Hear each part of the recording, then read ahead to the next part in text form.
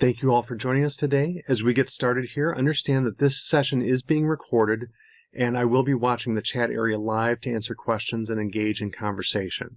If there are any answers we can't provide today, or you think of something afterward, you can contact me at russ.nicloy@macertechnologies.com. That email is going to appear at the end of this session, so you'll be able to get the spelling and so forth. This session is on grading optimization, specifically about the choices that you can make to make these tools work better for your project. Just a real quick note about who I am. I am a civil drafting solutions specialist at Macer Technologies. I come from 10 years of production experience as well as 13 years with a reseller. A couple of years after that, I've been working with Macer Technologies for several years after that. But I've gotten a very broad look at the civil and infrastructure industry.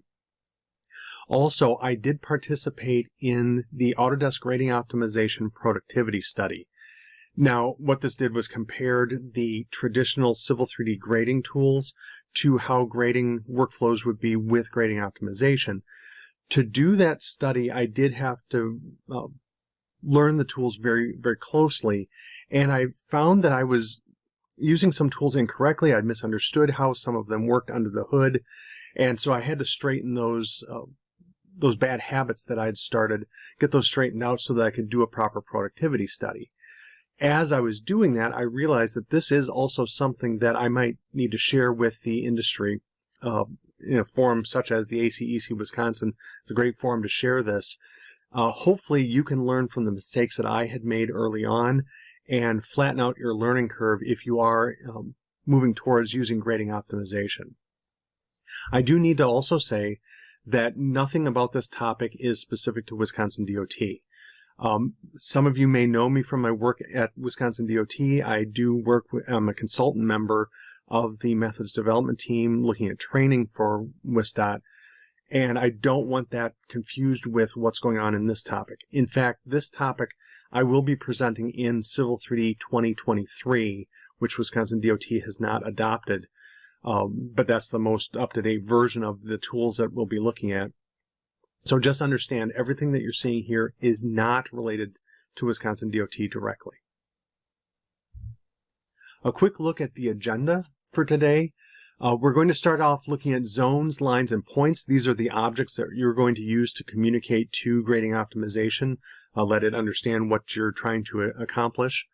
We're also going to look at visualization tools. They help supervise the progress of the grading optimization. We're basically turning over the project to the program, so we need to make sure that it's going in the right direction, that we've given it all the things that we need to and given it correctly. Visualization tools will make that more obvious if things are working well or not.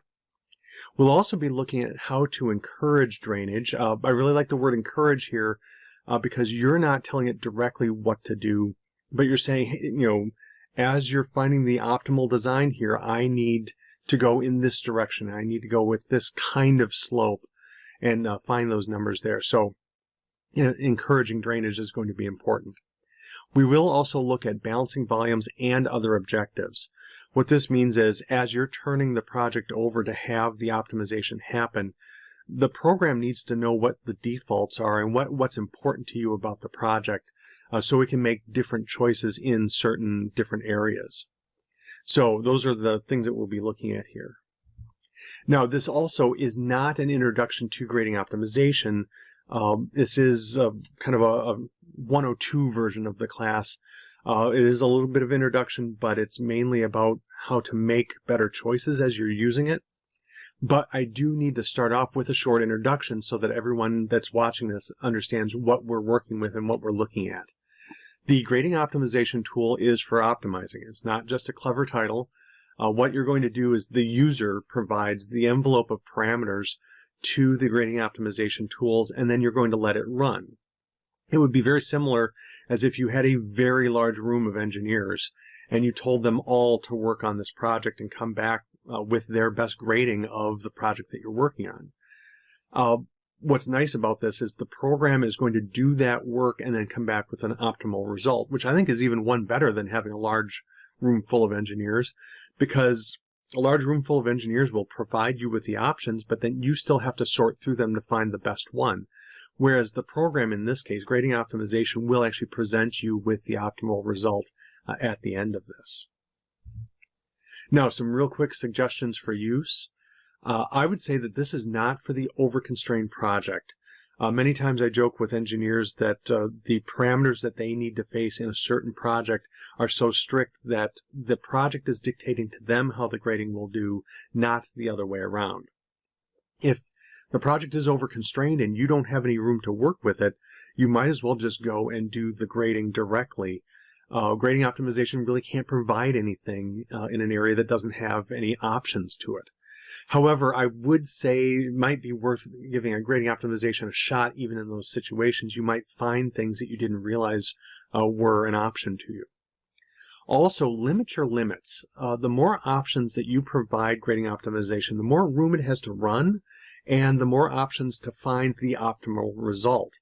If you give it too many limits, again, it's just going to go and do those things, and that will be the end of it, and you'll never get to that optimal result. Also, do grading in phases. This is something that I was hinted into fairly early on, that I was trying to do too much in one fell swoop. You can do whole projects all in one shot, if you will, but I found it very made things easier and faster if I did them in phases. I'll do an overall grading for the site, a mass grading for the site first, and then go in and make more localized areas, which leads to the next point there, which is adjust grading limits per the phase that you're in. As you're making more localized grading, you can have other grading limits, which sounds funny. You can have more than one grading limit, but you can have more than one and then focus them on the areas. As you run grading optimization, you do have to remember to identify which grading limit you're working with or working within. But that can really help out with that process. And as I said, it kind of speeds things up and makes it so it doesn't have to look at the whole project every time you run the optimization. Also, set preferences for speed versus quality. You can set the mesh quality to very high or to low, where you're not so concerned with the mesh quality. You can choose to refine the surface or not, and also you can change the number of iterations. The default starts off at 100,000 iterations. That would be 100,000 engineers all doing one shot at this grading and providing those to you. If you are in a preliminary phase of your project, you just want to see if this project is worth pursuing, then set the speed to a little bit higher. Reduce the level of quality of the mesh, turn off the refining of the surface, and turn the iterations down so that you don't spend as much time on it.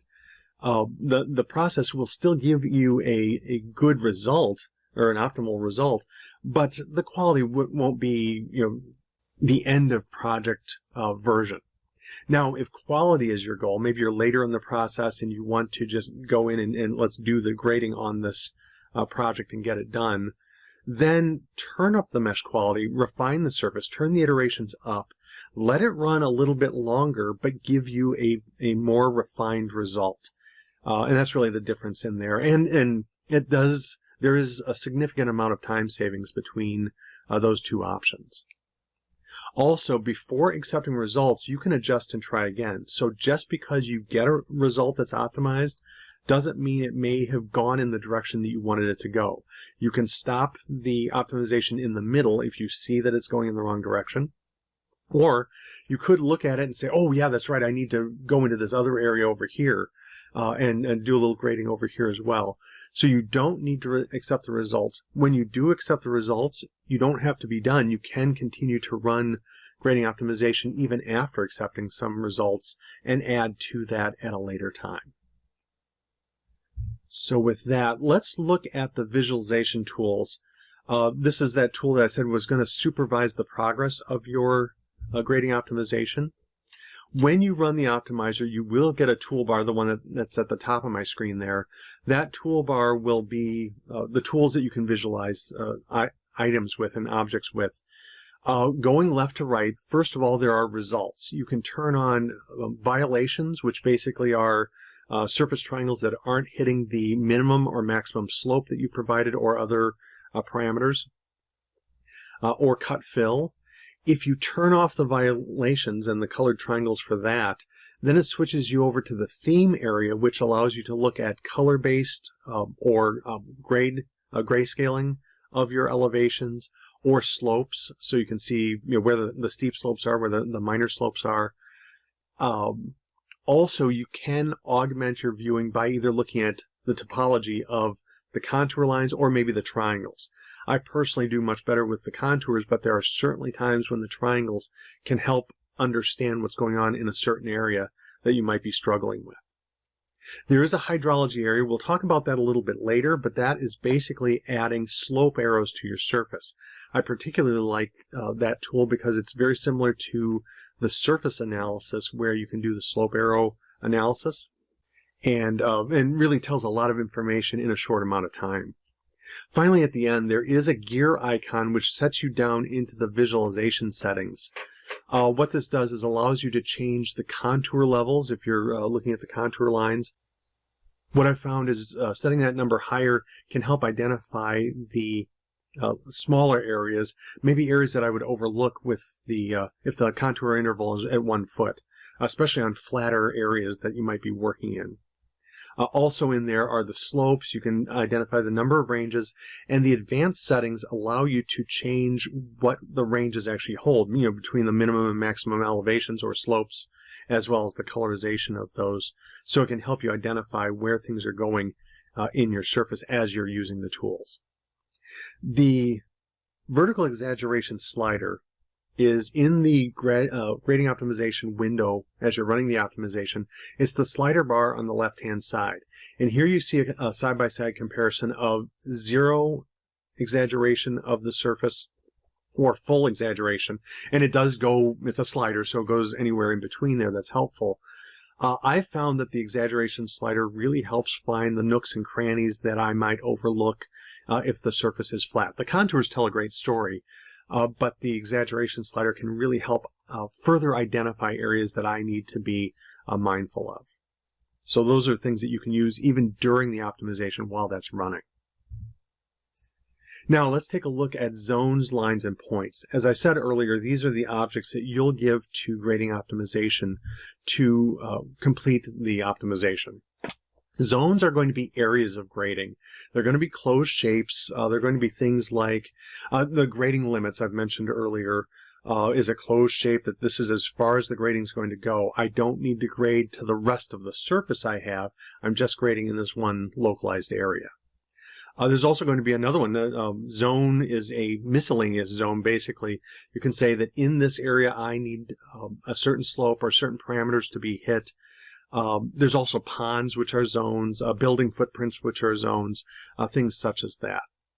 Lines are going to do the linear location of grading. These are usually open. I don't know that I've ever used a closed linear location, but I'm sure it would work.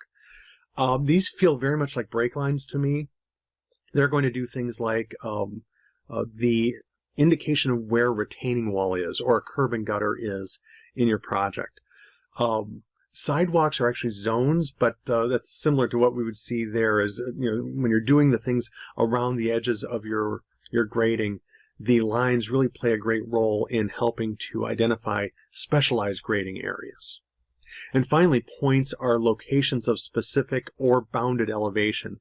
If you need to tie into a point of maybe your existing conditions at certain locations, you can add points in to do that. You can set it to a specific elevation or to a minimum maximum in an area. So you still give a grading optimization room to work in a specific location, but it's going to limit that in that envelope that you give it.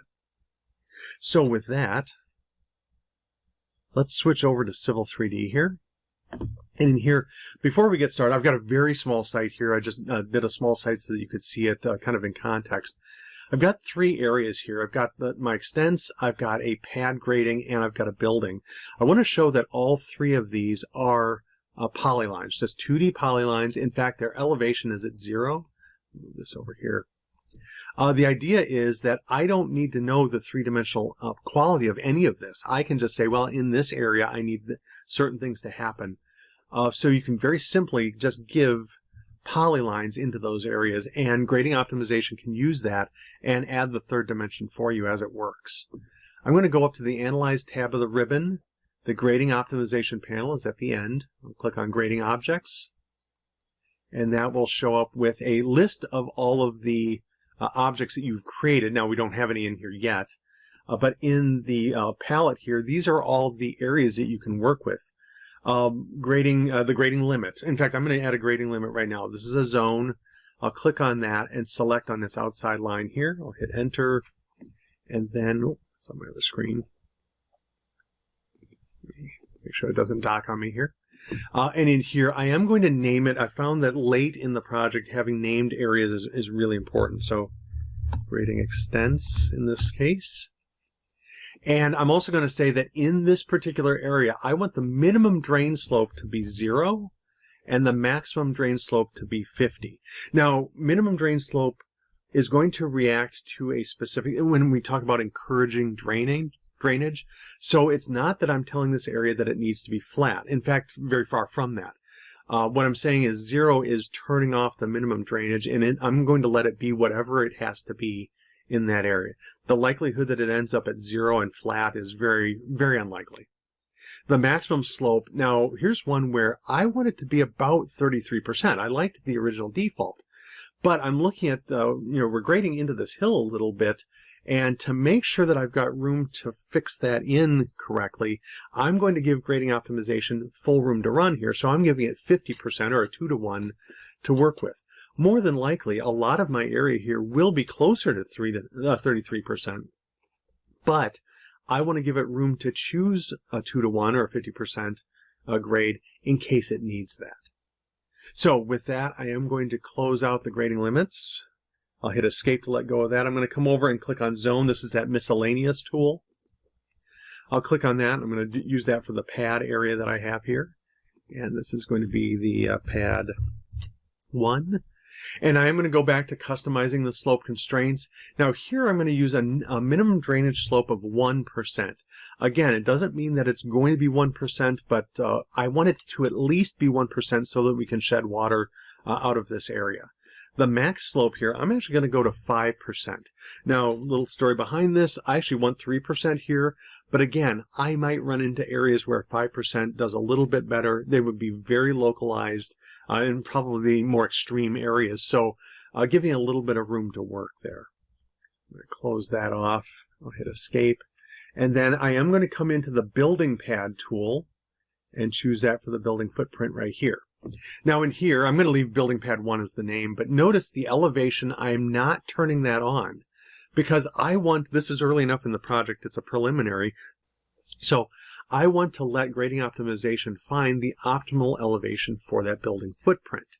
However, if you do need to assign an elevation, you just turn that on, and here you've got a minimum and maximum that you can allow that building footprint to kind of float up and down in, or you can set a fixed elevation value.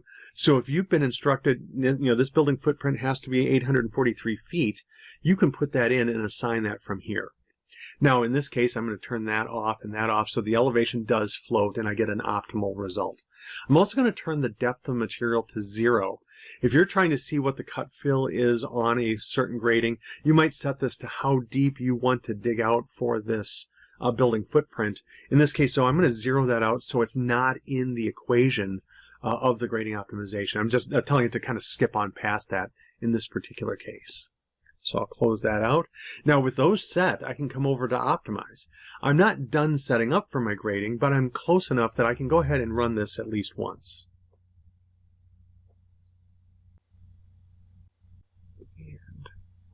And here's the grading optimization tool. I'm going to browse over so I can take a look at this area here. In fact, over on the left-hand side, I can come in and click on Zone 1. There's that Pad 1. If I click on it, it highlights it, but it also opens up the properties. And you can see, those are all the choices that I made when I first created this. So if you realize you made a mistake, you can just come in here and set these or fix them right now. In this case, I'm going to close that out and just run the optimizer. And here you can see it's not a lot of errors here, and at least this is fairly flat. But if I turn off the errors here, then I go to the colorization of this and I can see how that's working. I could also go to the grayscale for the elevations or for the slopes and say, well, there's a lot of really steep slopes up here where I expected in that hillside there. I could look at the triangles versus the contour lines. Hydrology we can't see quite yet, but that will be coming up. I am also going to grab the slider here for the vertical exaggeration so you can see that this is where I got that screenshot, this very area here, but you can see how that is constructed, and hopefully it helps identify for you what's going on in this area here, so you can find out where things might be a little bit different. Now, I talked long enough there that a very small site's done already. And again, I don't need to accept the results. In fact, I'm not going to. I'm going to go in and do some other grading here. One of the things that concerned me was when I looked at the slope is how steep this slope is right here. I want to mitigate that a little bit. So what I'm going to do is I'm actually going to close the optimizer, and then I'm going to go in and create a retaining wall. I'm actually going to start off with a polyline and identify where I want this to tie in, where I want it to go, and I'm going to have it bend around this corner and come over here and tie into the surface right there. Now I'm going to come into here and use the retaining wall tool, and again, this is a line tool. I'm going to use a retaining wall tool and select on this in here. Now I'm going to zoom in so you can see there's kind of a shadow to indicate the top of the wall. If I come over here to reverse retaining wall and click that, you'll see that shadow jumps back and forth depending on the side that I have selected. I'm going to leave it there because that is actually where I want it. I'm also going to say the minimum height, I'll go with 1 foot here. The max height, I'm actually at about 1, 2, 3, 4, about 9 feet there. So 10 feet is probably perfect, right where I want it. I'm actually going to open this up though, because not that 10 feet is a problem. I don't think I'm going to go to 11 feet. But what if I go to 10.5 and it thinks I can't go there? So I'm going to give it room to run. I'll give it up to 15 feet. To give it its full envelope to work with there. Now with that in place there, I'm going to go to Optimize. And in here, now I'm going to orbit this around a little bit so we can see that retaining wall. And then I am going to run the optimizer.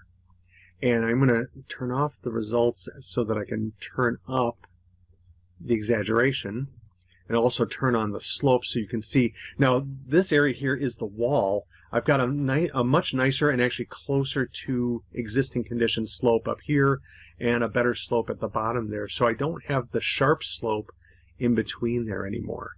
And that's one of the ways that that exaggeration slider can really help out there. Now again, I've almost completed, in fact there I've completed 100,000 iterations on this project, and I could stop and use this from this point. However, there is more grading I want to do, so I'm going to close this. I've got a better idea how this surface is going to line up. So, in the meantime, let's go back over to our slide deck and look at encouraging drainage. As I mentioned before, encouraging drainage is really just so that you can, in certain areas, make sure that you're getting the drainage that you were hoping for, while still letting it optimize in those particular areas. The lines that encourage drainage, first of all, is drain line. I think, to me at least, this has been the most important, because depending on where you put the drain line, you can have it create ditching through a project, or you can set it outside the grading extents so that it encourages all of the surface triangles. No matter what the grading is doing, the faces are going to tend to aim towards the line, wherever that might be. And you can have more than one drain line as well, so you can get kind of a complex grading pattern in an area if you use the drain lines appropriately. A lined edge is going to be a line across your project that will maintain a slope along that line. Now, that doesn't mean that triangles off to either side aren't going to do their own thing, but any triangle that touches the aligned edge line is going to make sure that it has a specific slope that you identify. Bend line is going to be, I believe the term is relaxes the grading and any of the parameters that you give it. Another way to put that is it ignores. It's basically turning off the parameters for any given area. Any triangle that touches your bend line will ignore the parameters and kind of just grade how they will in a certain area. Offset points, looks like I've misplaced this one, but offset points is actually a line tool. What this is that you put in a line and identify the start point and the end point and what the elevation difference should be between those 2 points. It is a line, although technically it is measuring the points at either end of that line. The points that encourage drainage, we've got 2. They're very closely related, quite frankly. One is a low point, which will always be lower than any other grading that's going on in your surface there. Make sure that the drainage is going to a specific point. Maybe you've got manholes or what have you. You can set the low point to be just regular or set to a diamond pattern if you're using it in like a parking lot situation or something along those lines. Bounded point allows you to identify a specific elevation. You're binding it to a specific elevation or to a minimum maximum elevation in an area. So a great tool for making sure an area is, and again, while it's optimizing, it still has room to work. This is also the tool that if you need to tie in to a specific existing elevation at a specific point, maybe the edge of a curb or edge of a sidewalk, you can tie that in using a bounded point. So with that, let's come back into Civil 3D. And in here, I'm going to use a polyline. Again, just a regular 2D polyline. The start and end point is important here. I'm going to start point here and go down here. Now notice that I put that line outside my grading extents. What my intent is here is this pad here, which is tied to a minimum drain slope of 1%, if you remember. All of the surface faces are going to face this line at least a 1%, more if it needs to. Now, I can have more than one line. I'm going to go in and add a feature line here, not because I have to use a feature line, but because I can. A lot of times when I'm using grading tools, I like the feature lines in particular. I'm going to add these in as a 0. So I'm not going to add an elevation. I'll just say enter there, click another point, enter there. Now, any triangle that's closer to this line will face it. Any triangle that's closer to this line will face it. I should also say that if I grab this line and moved it inside of this pad here where I have the minimum drainage slope, triangles over here are faced this direction, triangles over here are faced back, and any triangle that touches the line will be going along from my start point down to my low point, basically making a ditch in an area. So you want to be careful where you set these. As I said earlier, you can have a very complex grading setup by using just drain lines. They're a great tool for doing all this. Now another tool that I'm going to use here, I am going to put in a polyline from my building face here to outside of this. Now I'm actually making a mistake here. By going outside of the grading extents, the grading limits that I have, I will be affecting the grading inside the pad and the grading extents, but nothing will change outside of here. But over that distance, I'm going to give it an elevation difference. And really that's, the difference, the distance and the elevation difference are going to work off of that line. Now for that, this is the offset points. It's at the bottom of these tools. I'm going to click on that line right there. And in here, I'm going to give it a -3. So 3 feet drop over that from its start point to its end point. The other thing I want to do is add in a point. Now you can use AutoCAD points for this.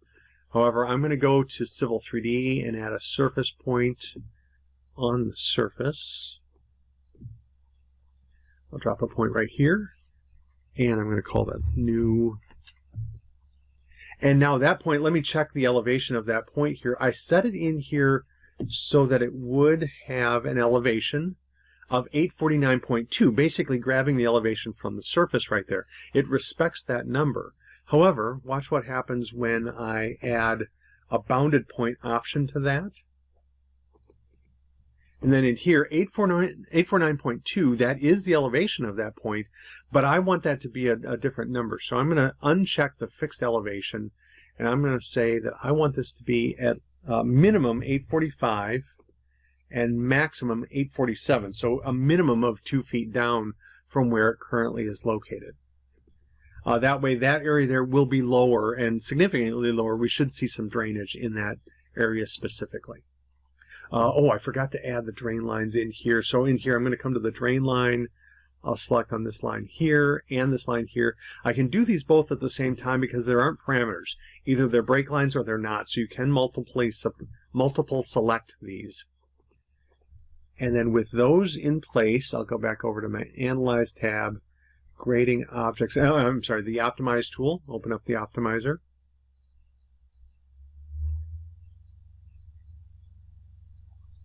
And then in here, you can see in the screen where those lines are and where the point is and so forth. And again, you can come over to the list and find them there. You can go to Drain Line and select on drain lines and have those highlighted and so forth. Now with that in place, I am going to orbit this a little bit so that we can see it from this angle. I'll optimize. First of all, notice all the errors in here because I'm now constraining it quite a bit. It'll tell you what those errors are as it's progressing. Notice there are fewer and fewer errors as it progresses. Now, in these areas here, in fact, this is where I'm really going to use the exaggeration. Now notice there is a lot going wrong here. I think mainly because we have this line that's trying to do a 3-foot down drop across two different zones there. This is why the visualization tools are so important. I can fix a mistake like this very early on. I can also see a deep section here. In fact, if I drop this down, I can see the contours are aiming at drainage into that line there. So basically, the long and short of it is, I don't like the results of this. I'm going to stop this right now and then back up. I'm going to use the Reset tool, basically telling grading optimization, hey, we need to back up and undo all of those things. And then I'm going to make sure to turn off the point and this line right here. I can do that over here. I'm going to come to the bounded point and click on this. When you hover over an object over here, there is an off and a visualization off. This button right here will turn it off, so it will not be included in calculations. This eyeball will turn it off, so visibly it's gone as well. In this case, I don't want them confusing anybody that might look at this project, so I'm going to visibly turn those off as well. So now with that, I'm going to run the optimizer again, just turning those two things off. And in here, you can see much cleaner contouring through this, a much better grading that's going on there. Now with that, I am going to stop that. We will be do some more grading a little bit later, but I'm going to stop that for now. In fact, I'm going to delete these two objects. I don't have to. I'm going to do it just for clarity's sake later on. But as long as I've turned those off, I can always turn those back on if I don't erase them in the optimizer. So if you're trying things with it and then without it, you can go back and forth with the grading there. Now let me come back in here and look. The next thing that we want to look at here is the grading objectives and what and how much you really want. What is your intent with the project that you're working on? The objective weights is the tool that we're going to be using here, and this controls between three different areas: balancing cut and fill, minimizing earthwork, or smoothing the surface. Now you can have whatever combination of these sliders that you want. 0 is really removing that option from the equation, but you could have all three of them involved to some different levels. Just understand that the more things that you have and the more combinations you have in the objective weights, the longer the time of calculation will be. Now in this case, the balance cut fill is off, so I'm minimizing earthwork, which is basically reducing the amount of elevation change. Whereas balance cut fill is going to, if I have that turned on, is going to make sure to balance the site and minimize the amount of dirt being brought in or removed from the project. It won't zero anything out completely because it's optimizing, but it'll get as close to 0 as it can while optimizing the surface. Smoothing the surface, you see I have it set to 50%, which is, it's in there, but it's not as important as minimizing earthwork right here. So that's all in my mix. Now in this one, I've changed the objective weights to be balance cut fill 100 and minimize earthwork 0. And you'll see in the volumes here, this chart here, the cut and the fill are balanced out, and the yellow net line is right down the middle at 0. Now realistically, it's not hitting 0 exactly, but it's within a foot or 2 cubic yards. I did move in here into this grid to make sure we're within a foot or 2 cubic yards of cut fill. in this particular project. But there you can see the difference in that result as you use that option. So with that, let's move back over to Civil 3D. And in here, I'm going to go back into my optimizer.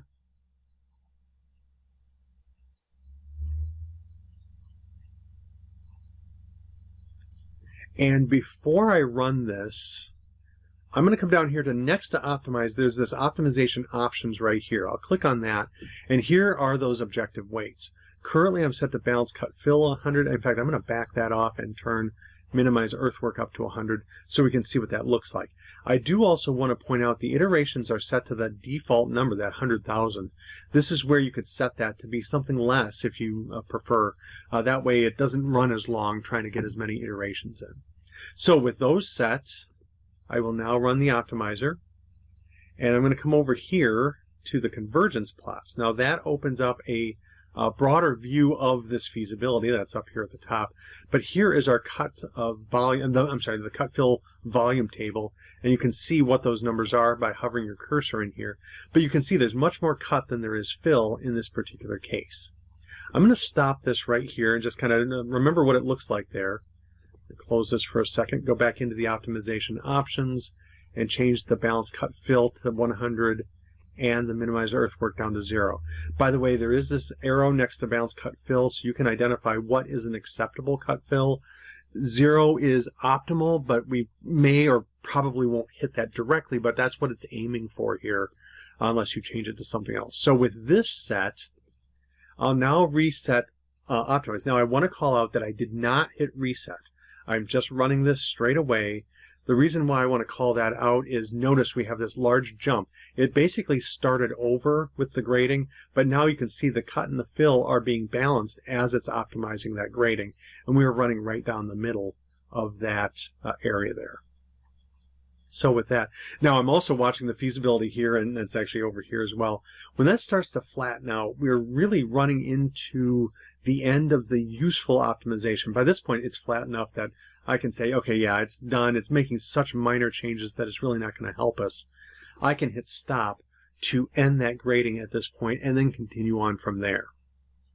In this particular case, I'm going to use this as my first phase grading, so I'm going to send what I've got thus far to the optimized results. It's going to ask us to create a surface. Now I'm going to turn off feature lines, although many times I would leave that on. By the way, the results of this are surfaces, feature lines, and points if you choose them. So really there's nothing special about the results. They are Civil 3D objects. People without grading optimization will be able to see and interact with your results from this grading. So if I select on surface here, I'm going to name this new surface Lot 1 Pad. And the style I'm going to set to the Contours 1 and 5 design. I'll click Finish and Finish. And there you will see. There you'll see the surface and the differences between the two. Now I'm going to take the original existing conditions and I'm going to turn that off. I'm going into the properties here and setting that to no display. And I'll take the phase 1 grading and set that to the 1 and 5 background so that we can compare it to the next phasing of the grading. Like I said, we've done the extents, but now I want to be a little more localized in the grading that I'm working on. For this, I'm going to create another polyline and create another grading limit here. I want to put a ditch in the backyard of this building here. So I will put that in. I'm going to use a grading limit for that line. Now I've not changed it. There's another grading limit in here. I am going to go with a minimum drain slope of 1% and a max slope. Actually, I'm going to go with 50% here because I am going to line up to do a ditch and it might get a little bit steep in certain areas. I'm also going to turn off the exclude drainage, or turn that on, I should say. What that's going to do is look at the ditch here and not at the drain lines that are outside, this one or the one to the north. If I leave that off, it might encourage some of the surface to aim this direction, and I want to avoid that in this particular case. So exclusive drainage will be the option that I choose there. Now I'll turn that off. I'm going to add another polyline here, And I'm going to snap it to the edge here. My hope is that I can get some drainage out of that, so the ditch I build is going to kind of drain out of the surface and out to the east. For this, I am going to set the drain line for that line. And again, no parameters here. I am using a break line. And now, before I run this, I want to point out that I've made a mistake. I did not change the grading limits from this one over to the one that I have here. They're both grading limits, but right now both are active, and that will cause a problem. I'm going to click on Optimize so that we can see that. Oh, it's asking me for the surface here. I'll select on, since I have two surfaces there. And then here, what I'm going to do is I'm going to click on Optimize, and I should see things change in that ditch. But notice it's changing everywhere. This is where I have to hit stop. Like, wait a second, something is not right here. As I troubleshoot this, I look over at grading limits, and oh, that's right, the grading extents is still here. My ditch, which is zone 7, is on, but the grading extents is also on. If I turn that off, I am going to leave it visible because it is part of the project. It's legitimate to my project. I'm just going to turn that off. I'm going to set the reset here, and then I'll click Optimize. And now it's only grading in that ditch area. I also want to point out that the notification center down here, if I click on that, it's giving me a warning that the building pad and retaining wall, which are outside of my new grading limits, are not being worked at. They're beyond the grading limit. And so that kind of helped me out. The other thing I like about the notification center here is that if it calculates that it can't get the grading to work with the parameters you've given it, it stops it early. So that's a great time saver. You don't chase something down the wrong route. I'm going to dismiss this and close the notification center. And in that amount of time, it's done. It's an extremely small area that I was grading, so that's not a surprise, really. But what I want to do now is go over and send that optimized result. I'm going to turn off feature lines again. But now in surfaces, notice that I could create a new surface, or I could simply update the existing surface with the changes. And it's asking which surface to update. In this case, I do want to create a new surface so I can do a volume calculation and comparison here. But I could just flat out update the phase 1 surface that I worked with ditch. For that surface name, I'll click Finish.